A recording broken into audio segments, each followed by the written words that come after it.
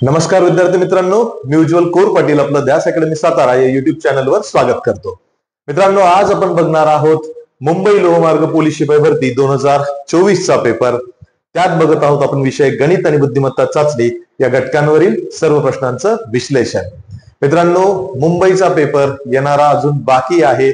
अजून 10 दिवस पेपरला आहेत आणि या 10 दिवसांमध्ये मुंबईच्या अवतीभोवती असणारे जेवढे पेपर आहेत, जेवढे जिल्हे आहेत, या जिल्ह्यांचे पेपर जे आहेत हे आपण बघून घेतलेत तर निश्चितच याचा आपल्याला प्रचंड फायदा होणार आहे. कारण आहे असे प्रश्न गणित आणि बुद्धिमत्तेतले सारखे सारखे रिपीट झालेले आहेत. आजचाही पेपर जर आपण बघितला तर या पेपरमध्ये सुद्धा आपण जर बघितले तर मागील जे काही पेपर झालेले आहेत पोलीस भरतीचे त्यातील प्रश्न जसेच्या तसे रिपीट झालेले आहेत. याचा निश्चितच तुम्हाला फायदा होईल. बघूयात आजचा पहिला प्रश्न काय आहे. दोन संख्यांचे गुणोत्तर 5:7 आहे. जर प्रत्येक संख्येत 40 मिळविले तर येणाऱ्या बेरजांचे गुणोत्तर 25:31 होते. तर त्यातील लहान संख्या कोणती हे आपल्याला विचारलेलं आहे. बघा, दोन संख्यांचं गुणोत्तर जे आहे ते 5:7 आहे. आपण संख्यांचं गुणोत्तर जे होतं ते आपण बघणार आहोत. मित्रांनो, गुणोत्तर जे आहे ते आहे 5:7 आणि म्हणून त्या संख्या ज्या तयार होणार आहेत मित्रांनो, त्या संख्या असणार आहेत 5x व 7x.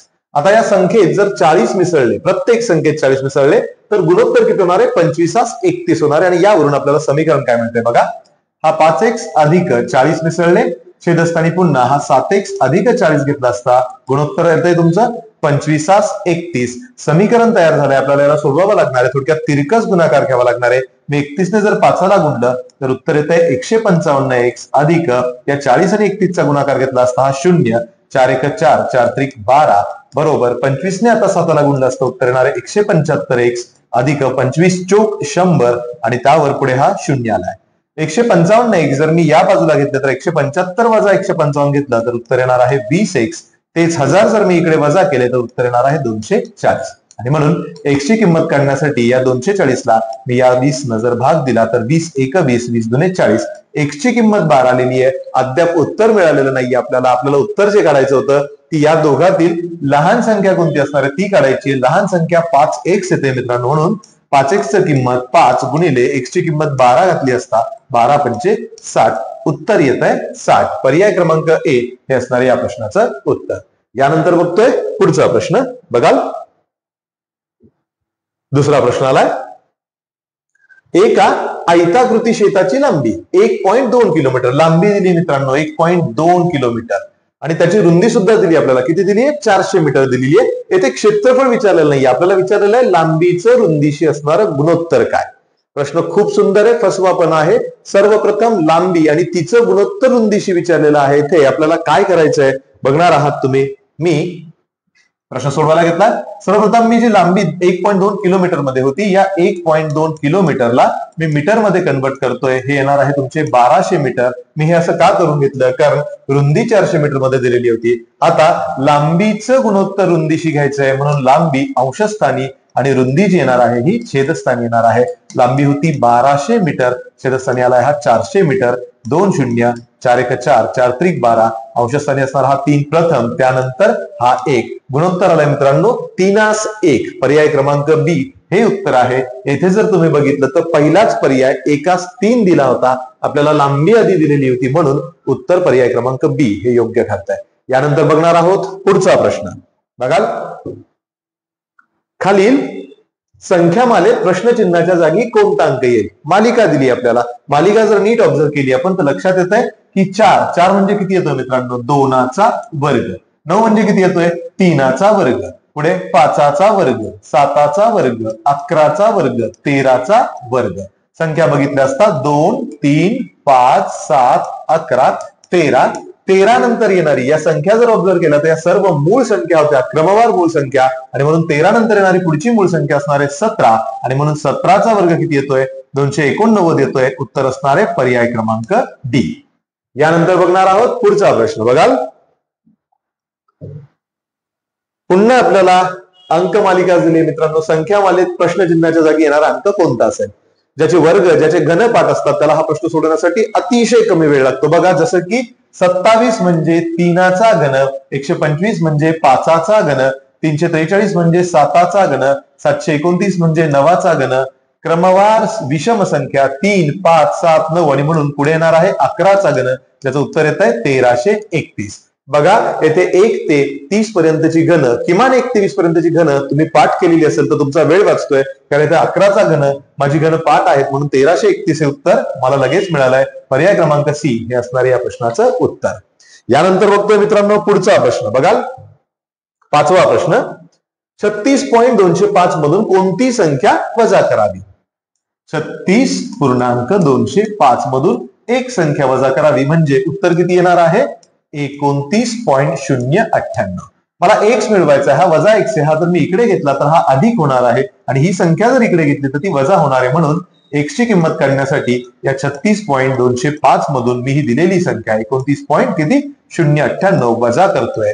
वजाबाकी घेत असताना पॉइंट सर्वप्रथम विसरून जाऊयात, वजाबाकी घेऊयात. 15तून 8 गेले, उत्तर येणार आहे 7. 8च्याला 1, 10तून 10 गेले 0, पुन्हा 8च्याला 1, 2तून 1 गेला 1. आता 16, 16तून 9 गेले, उत्तर येणार आहे 7. 8च्याला 1, हालाय 0. पॉइंटच्या खाली पॉइंट, उत्तर येणार आहे 7.107. ही संख्या जर वजा केली तर उत्तर हे मिळणार आहे. पर्याय क्रमांक बी हे या प्रश्नाचं योग्य उत्तर आहे. यानंतर बघतोय मित्रांनो पुढचा प्रश्न. बघाल 6वा प्रश्न येणार आहे. 6वा प्रश्न जो आहे हा भागाकाराशी संबंधित प्रश्न आहे. पदावली दिलेली आहे, आपल्याला संख्या दिलेल्या आहेत. यात दोन संख्या ज्या आहेत अपूर्णांकातील, एक संख्या पूर्णांकात दिली आहे. मी लिहून घेतोय 0.00037 गुणिले 3 छेदस्थानी आहे हा 1.11. यानंतर मी या 3ने भागाकार घेणार आहे. 3 1 3, 3 त्रिक 9, या 2 उरलेले आहेत. हा 21 झालाय, हा 7 आलाय, येथे 2 होते, 1.11, 2 घर म्हणून उत्तरात येणार आहे 0.37. आता याचा आणि याचा भागाकार घेतला तर 37 आणि 37 जर आपण घालवला तर किती उरणार आहे मित्रांनो? 1 उरणार आहे. या संबंधी एक छोटीशी ट्रिक होती. सर्वप्रथम अंशस्थानी असणारी तुम्ही घर मोजा. या अपूर्णांकामध्ये 1 2 3 4 5 आणि किती 6 घरं आहेत. येथे जर बघितलं तर 2 घरं आहेत. सर्वप्रथम संख्यांचा भागाकार घेतला तर उत्तर किती येणार आहे मित्रांनो? 1 येणार आहे. या 6 मधून ही 2 वजा केली असता उरतात किती घर? 4 घर, आणि म्हणून डावीकडे आपण 4 घर सरकणार आहोत. हे पहिलं घर, यानंतर 2 3 आणि 4 आणि नंतर मी हा पॉइंट दिलाय. उत्तराला 0.0001. पर्याय क्रमांक बी हे या प्रश्नाचं योग्य उत्तर असणार आहे. यानंतर बघणार आहोत आपण पुढचा प्रश्न. बघाल 7वा प्रश्न, 2 डझन पुस्तकांची किंमत किती? 2 डझन, 2 डझन म्हणजे किती मित्रांनो? 24 पुस्तके. 24 पुस्तकांची किंमत किती आहे? 1728 रुपये असेल. तर अशा 15 पुस्तकांची किंमत मला काढायची आहे. अशी 15 पुस्तकं किती रुपयांना मिळतील? सो एक्स बरोबर आलाय 15 गुणिले 1728 छेदस्थानी आलाय हा 24. 24चा पाडा पाठ असेल तर ठीक आहे, तर 12चाही पाडा आहे आपल्याकडे. 12 दुने 24, 12 1 12, 5 उरलेत, 12 चोक 48, पुन्हा 4 उरलेत, 12 चोक 48, पुन्हा 2 1 2, 2 7 14, 2 दुने 4, आलाय तुमचा 15 गुणिले 72. 15 दुने 30 आलाय, ह्याच्याला 3, 15 7 5 105 आणि 3, उत्तर आलंय 108. किती रुपये येणार आहेत? तर 1080 रुपये हे असणारे या प्रश्नाचं उत्तर. पर्याय क्रमांक ए हे असणारे योग्य उत्तर. यानंतर बघतोय पुढचा प्रश्न. बघाल 10 मजूर रोज 6 तास काम करून एक काम 12 दिवसात पूर्ण करतात. तेच काम, बघा एक काम आणि पुन्हा तेच काम करणार आहेत. काम समान आहे. 20 मजूर रोज 9 तास काम करून किती दिवसात पूर्ण करतील? आपल्याला यासाठी सूत्र माहिती आहे मित्रांनो. सूत्र होतं M1 T1 D1 छेदस्थानी आलाय तुमचा हा W1 बरोबर M2 D2 T2 छेदस्थानी आलाय हा W2. काम समान आहे म्हणून W1 आणि W2 ची किंमत किती असणार आहे मित्रांनो? 1 असणार आहे. येथे M1 म्हणजे मजूर पहिली स्थिती होती, त्यात 10 मजूर काम करतायत गुणिले 6 तास काम करतायत, ती दिवसांची संख्या होती 12 दिवस म्हणून गुणिले 12 आलाय बरोबर M2 D2 आणि T2. M2 ची किंमत मात्र मजूर आता 20 झालेले आहेत मित्रांनो गुणिले D2 आपल्याला दिवस काढायचे आहेत आणि T2 किती तास काम करतायत डेली? ते 9 तास काम करतायत आणि म्हणून D2 काढण्यासाठी हा 10 गुणिले 6 गुणिले 12 छेदस्थानी हा 20 आणि हा जो 9 आहे हा इकडे घेणार आहे मी. हा 20 गुणिले किती आलाय? 9.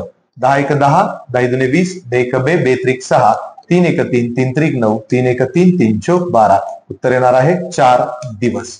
या 20 मजुरांना 9 तास काम करून किती दिवसात ते पूर्ण करतील? तर 4 दिवसात ते पूर्ण करणार आहेत. पर्याय क्रमांक डी हे या प्रश्नाचं उत्तर असणार आहे.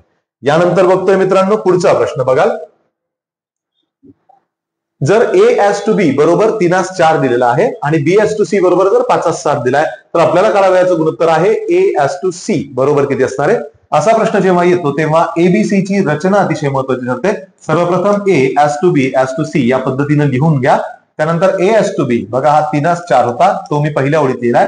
त्यानंतर B:C होता 5:7 तो खाली लिहितोय मी. आता 4च्या इकडे असणारे रिक्त स्थान जी होती तिथे हा 4 लिहून घेणार आहे. इकडच्या बाजूला हा काय येणार आहे 5 येणार आहे. आणि मग A साठी 3 गुणिले 5 दोघांचा गुणाकार घेतला असता उत्तर येतंय 15. 4×5 हा आलाय मित्रांनो 20. 7×4 आलाय हा 28. थोडक्यात A:B:C चं गुणोत्तर आलंय 15, 20, 28. येथे संक्षिप्त रूप देता येत नाहीये म्हणून A:C जो आहे फायनली आपल्याला विचारलेला जो होता तो येणार आहे उत्तर 15, 28. पर्याय क्रमांक A हे ठरणार आहे या प्रश्नाचं उत्तर. यानंतर बघतोय मित्रांनो पुढचा प्रश्न बघाल. संपतरावांनी एक गाय, एक म्हैस व एक बैल किती रुपयांना घेतले 9,500 रुपयांना खरेदी केले. त्यांच्या किमतीचे प्रमाण दिले आपल्याला 4, 6, 9 हे दिलेलं आहे. तर म्हैशीची किंमत किती असणार हे विचारलेलं आहे. किमतीचं प्रमाण 4, 6, 9 होतं म्हणून त्यांची किंमत जी असणार आहे थोडक्यात एक गाय जी असणार आहे तिची किंमत असणार आहे 4x, म्हैशीची किंमत असणार आहे मित्रांनो 6x आणि बैलाची किंमत येणार आहे 9x. त्यांची एकूण किंमत 9,500 होती म्हणून समीकरण तयार होत आहे 4x अधिक 6x अधिक 9x ची किंमत येते मित्रांनो 9,500. आता बेरीज घेतली असता यांची बेरीज येते 19x बरोबर 9,500. x बरोबर 19 ने याला भाग दिला असता 19 5 55 500 किंमत आलेली आहे. म्हैशीची किंमत मला विचारली होती. म्हैशीची किंमत होती 6x म्हणून 6x बरोबर 6 गुणिले 500 घेतला असता उत्तर येणार आहे 3,000 रुपये. म्हैशीची किंमत असणार आहे 3,000. पर्याय क्रमांक B हे या प्रश्नाचं उत्तर. यानंतर बघतोय मित्रांनो पुढचा प्रश्न बघाल. पुढचा प्रश्न काय होता. आई व तिची मुलगी यांचे आजच्या वयाची बेरीज किती दिली मित्रांनो 66 वर्ष दिलेली आहे आणि 12 वर्षानंतर त्यांच्या वयाचे गुणोत्तर जे असणार आहे ते 2:1 होईल. तर आईचे आजचे वय विचारलेले आहे. आईचे आजचे वय कंडिशन लिहून घेतोय मी. आज रोजी आई जी आहे या आईचं वय जे होतं मित्रांनो ते मी मानतोय 1 वर्ष आणि म्हणून मुलगी जी असणार आहे ज्यांची बेरीज 66 होती म्हणून मुलीचं वय जर आपण म्हटलो तर ते येणार आहे 66 वजा किती येणार आहे 1 येणार आहे.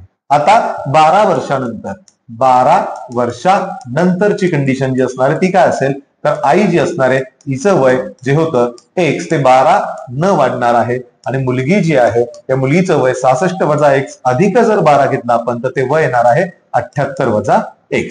आता कंडिशन काय आहे की 12 वर्षानंतर त्यांचे वय जे होते त्याचा अनुपात जो आहे त्याचं गुणोत्तर जे दिले मित्रांनो ते दिलेलं आहे 2:1. याचा अर्थ समीकरण तयार होत आहे की 1 अधिक 12 छेदस्थानी हा आलाय तुमचा 78 वजा 1 बरोबर 2:1 म्हणजेच 2 तिरकस गुणाकार घेतोय मी. 1 न जर याला गुणलं तर येणार आहे x अधिक 12 बरोबर 2 ने जर या पदाला गुणलं तर हा येणार आहे 156 वजा 2x. वजा 2x जेव्हा इकडे येईल तेव्हा होणार आहे हा 3x. हा अधिक 12 जेव्हा इकडे येईल तेव्हा वजा होणार आहे उत्तर येणार आहे 144.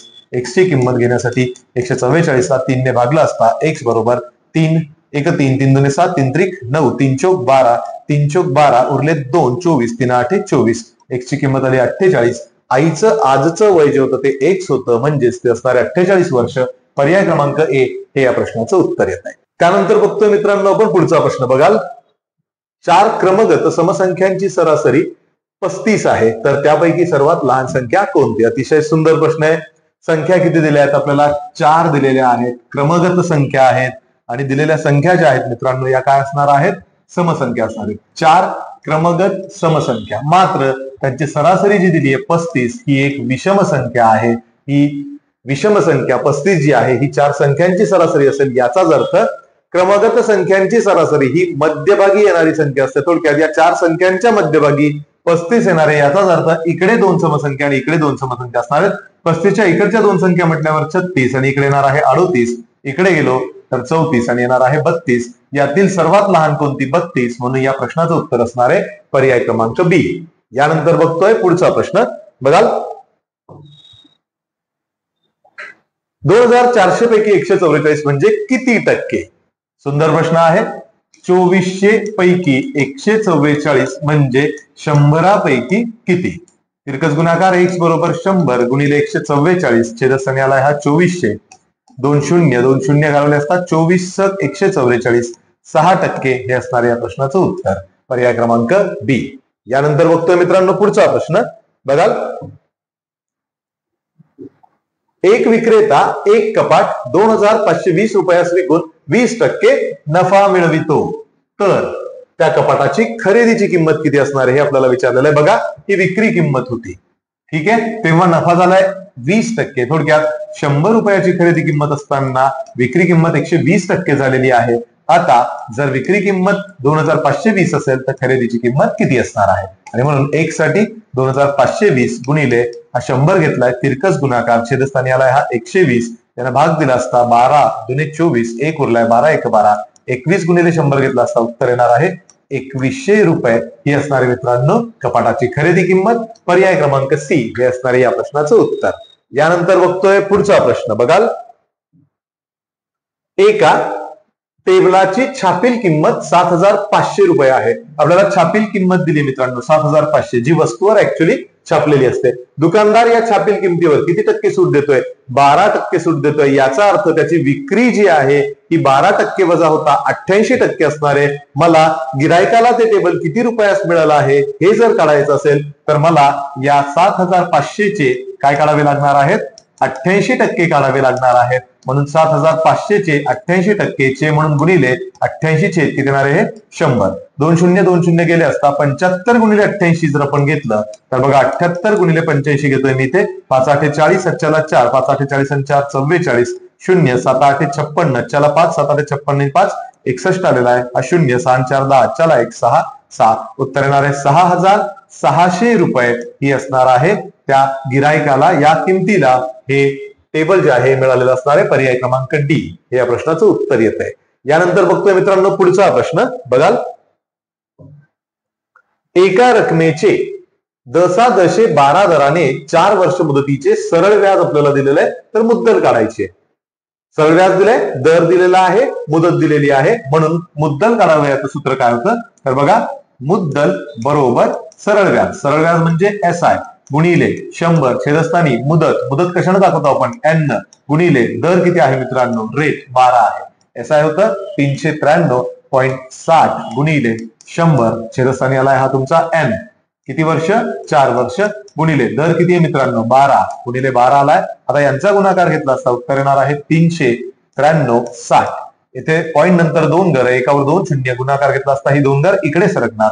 छेदस्थानी येतोय 4 गुणिले 12, 4 ने भाग दिला असता 4 9 36, 3 उरले, 4 8 32, 1 उरलाय, 4 चौक 16, आलाय 0. पुन्हा 12 ने भाग दिला असता 12 8 96, 2 उरले, 12 दुने 24, आलाय 0. उत्तर येणार आहे मित्रांनो 820 रुपये. ही असणारे मुद्दलीची रक्कम. पर्याय क्रमांक सी हे असणारे या प्रश्नाचं योग्य उत्तर. यानंतर बघतोय पुढचा प्रश्न बघाल, पुढचा प्रश्न 17वा. सुंदर प्रश्न मित्रांनो, जर शिक्षक दिन मंगळवारी आला असेल तर त्याच वर्षी गांधी जयंती कोणत्या वारी येणार आहे. 2 पद्धतीनं, एक तर ट्रिकी मेथडनं. ट्रिकी मेथड जर असेल लक्षात तर केवळ 2-3 सेकंदात उत्तर येणार आहे. अदरवाईज प्रश्न कसा सोडवला जातो पहिल्यांदा हे बघूयात आपण. शिक्षक दिन कधी येतो मित्रांनो, 5 सप्टेंबर रोजी शिक्षक दिन असतो. त्या वारी कोणता वार होता, मंगळवार होता. गांधी जयंती वारी कोणती तारीख येणार आहे हे मला काढायचंय. गांधी जयंती असते मित्रांनो 2 ऑक्टोबरला.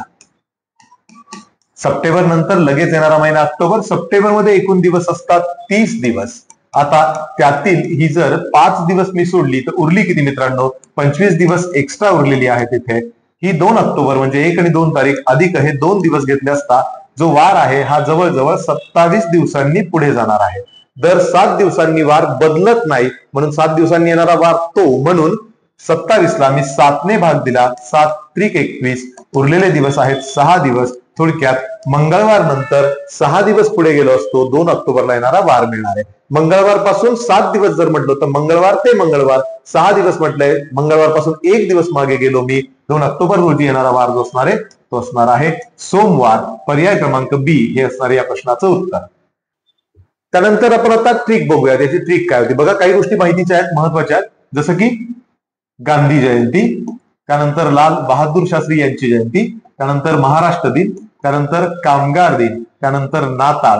या दिवशी या वारी म्हणजे या तारखेला जर सोमवारी येत असेल तर पुढे बाल दिन, शिक्षक दिन, टिळक जयंती किंवा स्वातंत्र्य दिन या रोजी येणारा वार जो असतो तो एका दिवसाने पुढे जातो. थोडक्यात जर इथे सोमवार असेल तर याच पूर्ण वर्षभरात याच दिवशी येणारा जो वार असणार आहे तो काय असणार आहे? मंगळवार असणार आहे. आपल्याला शिक्षक दिनी कोणता वार दिलेला होता? मंगळवार विचारलेलं होतं. गांधी जयंती म्हणून एक दिवस मागे जाणारे उत्तर येणार आहे सोमवार. पर्याय क्रमांक बी हे या प्रश्नाचं उत्तर होतं. या ट्रिकचा वापर तुम्ही केला पाहिजे. जवळजवळ याच ट्रिकच्या आधारावर आतापर्यंत पोलीस भरती 2024 मध्ये झालेल्या पेपरमध्ये बरीचशी प्रश्न ही या ट्रिकवरच आधारित होती, जिथे तुमचा वेळ वाचू शकतो. यानंतर बघतोय आपण पुढचा प्रश्न. बघाल 18वा प्रश्न. एका लंबकाच्या घड्याळाचे दर तासाला तासांच्या संख्येप्रमाणे व दर अर्ध्या तासाला 1 याप्रमाणे टोले वाजतात.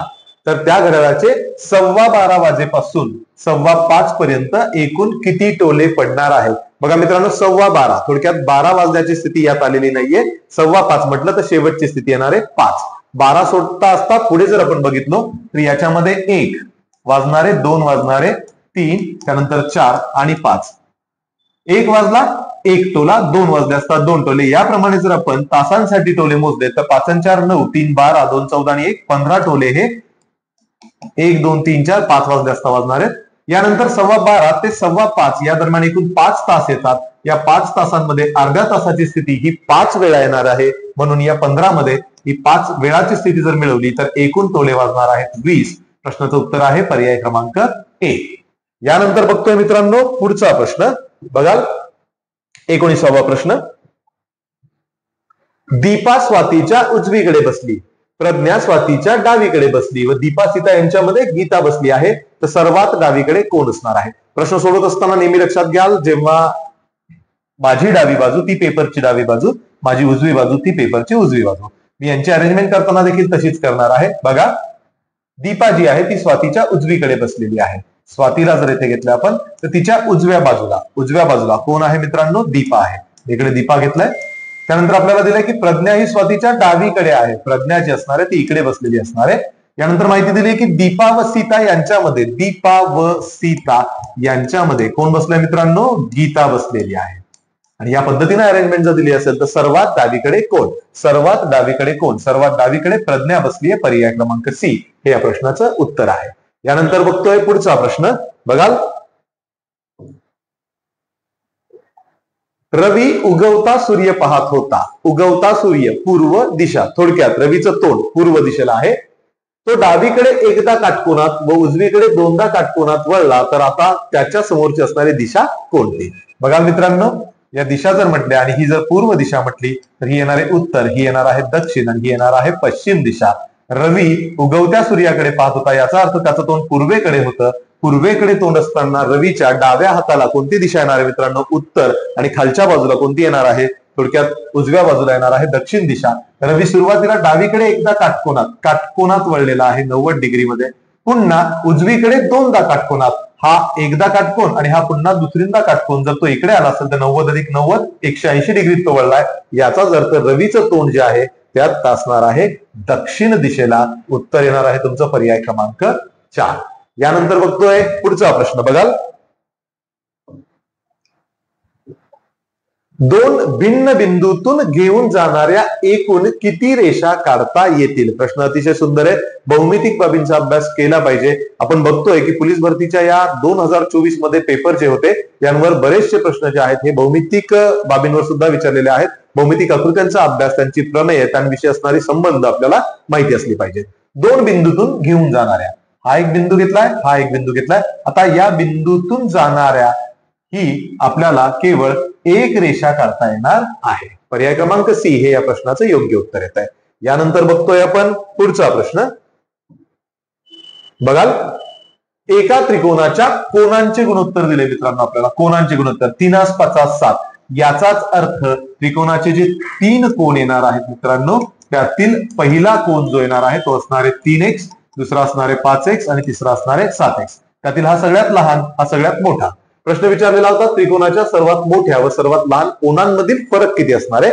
त्रिकोणाच्या 3ही कोनांची बेरीज 180 असते. बघा, मी 3x अधिक 5x अधिक 7x घेतला असता बेरीज येणार आहे 180 आणि यावरून 7 5 12 आणि 3 किती येतो मित्रांनो, हा 15x ची किंमत 180 आली आहे. यावरून मी x ची किंमत काढतोय, 15 ने याला भाग दिला असता उत्तर आलंय 12. आता याची किंमत जर आपण लहान कोण काढला तर लहान कोण येणार आहे 12 36, मोठा कोण काढला तर तो येणार आहे 12 84. त्यांच्यातील फरक सांगितला होता. मी लहान आणि मोठा कोण काढण्याऐवजी मी त्यातील फरक काढायचा होता हे लक्षात घेतोय. बघा 7x आणि 3x याच्यातील फरक जर घेतला तर तो येतोय मित्रांनो 4x आणि म्हणून फरक बरोबर 4 गुणिले x ची किंमत घातली असता 12 किती येणार आहे 48 डिग्री असणार आहे त्यातील फरक. पर्याय क्रमांक बी हे असणार आहे याचं उत्तर. यानंतर बघतोय आपण पुढचा प्रश्न. बघाल, एका काटकोन त्रिकोणाच्या कर्णाची लांबी 35 सेंटीमीटर असून एका बाजूची लांबी 21 सेंटीमीटर दिली आहे, तर दुसऱ्या बाजूची लांबी किती असणार आहे? त्रिकोण दिलाय मित्रांनो काटकोन. काटकोन त्रिकोणातील हा असतो काटकोन 90 डिग्रीचा. याच्या समोरील बाजूला आपण कर्ण म्हणतो. या कर्णाची लांबी दिलेली आपल्याला 35 सेंटीमीटर. त्यातील एक बाजू आपण मानून घ्या, ही बाजू समजा 21 सेंटीमीटर दिली असेल तर उर्वरित ही दुसरी बाजू जी आहे हिची लांबी किती असणार आहे? पायथागोरसचं प्रमेय मित्रांनो. पायथागोरसचं प्रमेय काय सांगतं आपल्याला, जर कर्णाचा वर्ग जर आपल्याला दिला असेल काटकोन त्रिकोणातील कर्णाचा वर्ग हा जो असतो हा उरलेल्या दोन बाजूंच्या बेरजेचा वर्ग इतका असतो. याला जर मी उंची म्हटलो आणि याला जर पाया म्हटलो तर बघा उंचीचा वर्ग अधिक हे काय येणार आहे मित्रांनो पायाचा वर्ग. कर्ण जो दिला होता तो 35 दिला होता आणि त्याचा वर्ग घेणार आहे. उंची इथे आपण एक बाजू 21 मांडली होती तिचा वर्ग घेतोय अधिक हा x चा वर्ग जर घेतला तर 35 चा वर्ग येणार आहे मित्रांनो 5 5 25, तीनाच्या पुढील संख्या 4, 3 चौक किती येणार आहे 12, हा 21 चा वर्ग येतोय 441 बरोबर अधिक हा येतोय तुमचा x चा वर्ग आणि म्हणून x चा वर्ग बरोबर 1225 मधून वजा हा 441 जर आपण वजा केला तर हा येणार आहे 4. 12तून 4 गेले किती उरतात 8, ह्याच्याला 1, 12तून 5 गेले उत्तर येणार आहे 7. 784. x स्क्वेअर बरोबर जर 784 होता तर x ची व्हॅल्यू किती येणार आहे मित्रांनो, ती येणार आहे 28 सेंटीमीटर, कारण 28 चा वर्ग येतोय 784. थोडक्यात दुसरी बाजू जी आहे ती असणारे 28 सेंटीमीटर. पर्याय क्रमांक सी हे असणारे या प्रश्नाचं उत्तर. यानंतर बघतोय पुढचा प्रश्न. बघाल 24वा प्रश्न. एका वर्तुळाचा परिघ आपल्याला दिलाय मित्रांनो, किती दिलाय 110 सेंटीमीटर दिलाय. तर त्या वर्तुळाचा व्यास किती असणार हे आपल्याला काढायचंय. परिघ आणि व्यासामध्ये असणारा संबंध काय, तर वर्तुळाचा परिघ जो असतो तो असतो पाय गुणिले व्यास, ज्याला म्हटलं जातं मित्रांनो डी. आता इथे परिघ दिलाय तो होता 110, पायची किंमत असते 22/7 गुणिले व्यास जो मला शोधायचा आहे, थोडक्यात डी मला शोधायचा आहे, म्हणून डी बरोबर 110 गुणिले हा 22/7 जेव्हा इकडे येणार आहे तेव्हा होणार आहे तो 7/22. 22 पंचे 10 असेल, 7 5 35. व्यास जो येणार आहे मित्रांनो तो येणार आहे 35 सेंटीमीटर. पर्याय क्रमांक ए हे या प्रश्नाचं योग्य उत्तर असणार आहे. यानंतर बघतोय पुढचा प्रश्न. बघाल, एका आयताची परिमिती आपल्याला आयताची परिमिती दिली आहे, किती दिली आहे मित्रांनो 54 सेंटीमीटर आणि लांबी किती दिली आहे 15 सेंटीमीटर दिली आहे. तर आयताचे क्षेत्रफळ किती, आयताचे क्षेत्रफळ काढण्यासाठी आपल्याला आयताची लांबी आणि रुंदी माहिती असणं गरजेचं आहे. त्यापैकी लांबी दिली आहे, रुंदी काढण्यासाठी आपण या परिमितीचा वापर करणार आहोत. सर्वप्रथम आयताची परिमिती कशी काढली जाते ते बघूयात आपण. आयताची परिमिती बरोबर 2 वेळेला लांबी अधिक 2 गुणिले काय असते त्याची रुंदी. किमती टाकून घेऊया. परिमिती होती एकूण 54 सेंटीमीटर, 2 गुणिले लांबी, लांबी होती 15 म्हणून 15 गुणिले 2 30 सेंटीमीटर अधिक 2 रुंदी मानून घेतोय मी x. 30 इकडे येताना वजा होणार आहे 2 x ची किंमत, हा 30 इकडे गेला असता उत्तर येणार आहे 24. x बरोबर मिळतोय मला 12 आणि म्हणून याची रुंदी किती, तर रुंदी आली आहे मित्रांनो 12. आता रुंदी माहिती आणि लांबी माहिती आहे म्हणून आयताचे क्षेत्रफळ बरोबर लांबी गुणिले रुंदी 15 गुणिले 12 घेतला असता उत्तर येणारे 12 पंचे 60, चला 6, 12 1 12 6 18, 180 सेमी. उत्तर असणारे पर्याय क्रमांक ए हे या प्रश्नाचं योग्य उत्तर आहे. यानंतर बघतोय मित्रांनो पुढचा प्रश्न. बघाल 26वा प्रश्न. सांकेतिक लिपी अक्षरमाला अंकमाला या सगळ्याच घटकांवर पोलीस भरतीमध्ये सर्वाधिक प्रश्न विचारलेले होते. अतिशय महत्वाची टाईप आहेत. बघाल, सांकेतिक भाषेत ईस्ट हा शब्द जर असा लिहिला जात असेल तर त्याच सांकेतिक भाषेत नॉर्थ हा शब्द कसा लिहिला जाणार आहे. बघा मित्रांनो, ईस्ट 1 2 3 4 1 2 3 4 ई प्रथम अक्षर ई आणि जी मध्ये एक अक्षर सोडलंय केवळ +1. त्यानंतर ए आणि सी मध्ये देखील +1. एस आणि यू मध्ये जर आपण बघितलं तरी एकच अक्षर सोडलंय आणि फायनली टी आणि व्ही मध्ये जरी बघितलं तरी एकच अक्षर सोडलंय. बघा तुम्ही इथे हा टी होता, त्यानंतर यू सोडून काय आलाय व्ही, आणि म्हणून नॉर्थ साठी शब्द लिहिताना एन नंतर एक अक्षर सोडून पुढचं अक्षर ओ सोडला असता पुढे काय येणार आहे मित्रांनो पी. उत्तरात पी कोठे दिलेला आहे? पी येथे आणि इथे होता, याचा अर्थ हे उत्तर आणि हे उत्तर असू शकत नाही. त्यानंतर बघतोय मी ओ नंतर एक अक्षर सोडून पुढे क्यू आलाय, पी क्यू, पी आणि क्यू चालेला आहे इथे. त्यानंतर बघतोय आर नंतर एक अक्षर सोडलं असता टी, पी क्यू टी. हा ऑप्शन येथे दिसतोय, येथे दिसत नाहीये, त्यामुळे उत्तर असणार आहे डी. मी पुढील जी अक्षरं होती 2 ती शोधत नाहीये, मला वेळ वाचवायचा मित्रांनो इथे. सो उत्तर आलंय डी. यानंतर बघतोय पुढचा प्रश्न, 27वा प्रश्न. पुन्हा परस्पर संबंध अक्षर मालिकेशी संबंधित असणारा प्रश्न. बघा आता इथे आपल्याला पहिल्याचा संबंध दुसऱ्याशी आणि तिसऱ्याचा चौथ्याशी न शोधता आपल्याला दुसऱ्याचा पहिल्याशी आणि मग चौथ्याचा तिसऱ्याशी शोधावा लागणार आहे. मी त्यासाठी जे आणि बी यातील फरक बघतोय. हा होता जे आणि हा होता मित्रांनो बी. या दरम्यान एकूण 7 अक्षरं सोडलेली आहेत. जे नंतर बी कडे जाताना आपण 7 अक्षर सोडून मागे जातोय, म्हणून मी -7 घेतलाय. एल आणि डी, हा एल बघितला आणि हा डी जर घेतला तर यात देखील आपल्याला लक्षात येतंय की हा सुद्धा -7च्या फरकानं मागे जातोय. त्याचप्रमाणे एन आणि एफ मध्ये आणि पी आणि एच मध्ये देखील तसाच संबंध होता. आपण येथे बघणार आहोत व्ही आणि व्ही नंतर मागे 7 अक्षर जर सोडलीत मी तर ही 3, 4, 5, 6, 7 सोडली असता पुढचे येणार अक्षर असणारे एन. त्यामुळे येथे व्ही ऐवजी पुढचं जे येणार आहे ते अक्षर असणारे एन. येथे उत्तरात जर बघितला तर पर्याय क्रमांक सी मध्ये एन प्रथम स्थानी होता आणि म्हणून याचं उत्तर येणार आहे पर्याय क्रमांक सी. मी पुढची अक्षरं जी आहेत ती शोधत नाहीये मित्रांनो, मला वेळ वाचवायचा आहे. यानंतर बघणार आहोत पुढचा प्रश्न. सुंदर प्रश्न आहे. खालीपैकी गटात न बसणारे पद ओळखा. बघा ज्याचे पाडे पाठ त्याला हे लगेच सुटणार आहे. 52, 91, 56 आणि 65 या संख्यांकडे बघितल्या लक्षात येतं जर पाडे पाठ असतील तर 13 न 52 ला पूर्ण भाग जातो, 13 चोक 52. 91 ला भाग दिला असता उत्तर येतंय 7. 56 ला मात्र 13 ने भाग जात नाही, त्याला 13 ने भाग दिला असता उत्तर येतंय 5. उत्तर येणारे पर्याय क्रमांक सी. ही अशी संख्या आहे जिला 13 ने पूर्ण भाग जात नाहीये. यानंतर बघतोय पुढचा प्रश्न, 30वा प्रश्न मित्रांनो. 4चा संबंध 80शी असेल तर 5चा संबंध खालीलपैकी कशाशी येणार आहे? 2 पद्धतीने सोडवतोय. बघा ही प्रश्न सोडत असताना विद्यार्थी काय ट्रिक वापरतायत, कशा पद्धतीने कॅल्क्युलेशन करतात यानुसार त्यांची उत्तर येतात, पण उत्तर मात्र एकच असतं. यात जर 2 वेगळी उत्तर येत असतील तर एक तर आपल्याकडनं काहीतरी चूक झाली किंवा प्रश्न चुकीचा असणार आहे. येथे बघा 4 आणि 80चा संबंध घेताना सर्वप्रथम 4 चा संबंध घेताना 4चा वर्ग अधिक 4चा घन घेतलाय मी इथे. हा 16 अधिक 64 घेतला असता उत्तर येत आहे 80. याच पद्धतीनं 5साठी जर संबंध घेतला तर 5चा वर्ग अधिक 5चा घन घेतला असता हा येतोय 25 अधिक 125. उत्तर येत आहे मित्रांनो किती? 150. पर्याय क्रमांक सी हे असणार याचं उत्तर. काही विद्यार्थी हा 4चा वर्ग घेतील, 4चा वर्ग किती आला मित्रांनो? तो 16 गुणिले 4च्या पुढील संख्या 5, 16 पंचे 80 आलाय. याच पद्धतीने काही म्हणतील 5चा वर्ग 25 येतोय, 5च्या पुढील संख्या 6 येते, 25 150. दोन्ही केसमध्ये उत्तर 150 आणि 150 आलाय. उत्तर येत आहे 150. पर्याय क्रमांक सी. यानंतर बघतोय मित्रांनो पुढचा प्रश्न. मराठी महिने आणि त्यातील सण माहिती असले पाहिजेत. पोलीस भरतीमध्ये 100% मराठी महिन्यांवर प्रश्न विचारले जातात, म्हणून या बाबी ज्या आहेत आपल्याला माहिती असल्या पाहिजेत. बघा गुढीपाडवा हा जो सण आहे तो आहे चैत्र महिन्यातील. होळी हा जो सण येतो तो येतो फाल्गुन महिन्यात. त्यामुळे प्रश्नाचं उत्तर असणार आहे पर्याय क्रमांक ए. यानंतर बघतोय मित्रांनो पुढचा प्रश्न. बघा खालील दिवसांचा योग्य क्रम लावल्यास मधोमध कोणता शब्द येईल?